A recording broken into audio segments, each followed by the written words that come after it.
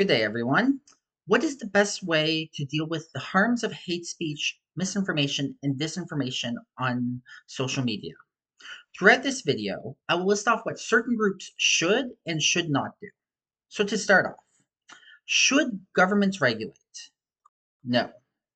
Government regulation cannot cure the harms of hate speech, misinformation, and disinformation on social media. It may create more harm. Government regulations mean limited information, which in turns limits the public ability to gather information and make choices for themselves. It also means someone else is interpreting social media information. It is too subjective. It gives governing bodies too much power over what is being said, leading to the elimination of free speech.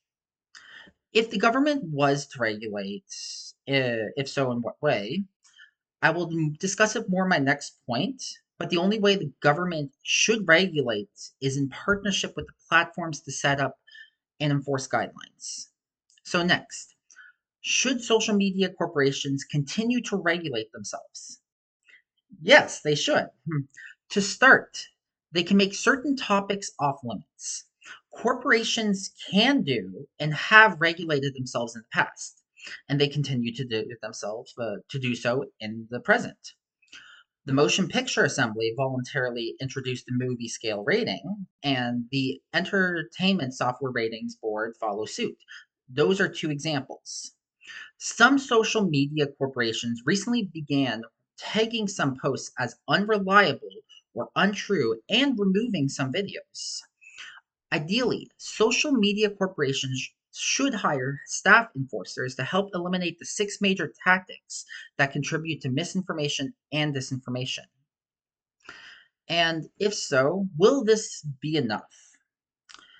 When having to regulate, it will never be enough.